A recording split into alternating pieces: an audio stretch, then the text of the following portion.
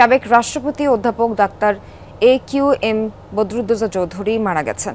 ইন্না লিল্লাহি ওয়া ইন্না ইলাইহি রাজিউন। রাত ৩টা ১৫ মিনিটে রাজধানীর উত্তরার একটি হাসপাতালে চিকিৎসাধীন অবস্থায় মারা যান তিনি। সাবেক রাষ্ট্রপতি ফুসফুসের সংক্রমণ সহ বার্ধক্যজনিত নানা রোগে ভুগছিলেন। আজই ৩ দফা জানাজা শেষে গ্রামের বাড়ি মুন্সিগঞ্জের শ্রীনগরের পারিবারিক কবরস্থানে দাফন করা হবে তাকে। শ্রীলঙ্কা আবারও রপ্তানিতে শীর্ষে। ১৯৩০ সালের অক্টোবরে জন্মেছিলেন। ৯৪ বছর বয়সে মারা গেলেন এই অক্টোবরেই।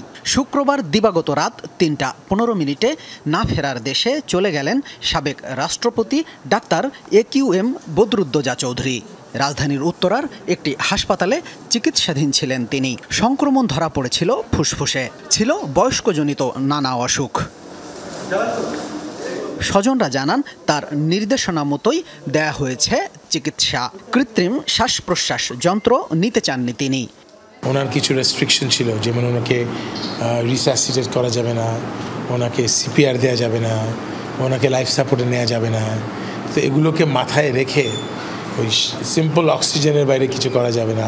রিসেন্টলি আসলে ওনার একটা ভাইরাল নিউমোনিয়ার মতন হয়েছে। তারপর সেখান থেকে ওনার হার্ট ফেলিয়ারটা আরও বেশি খারাপ হয়ে যায়।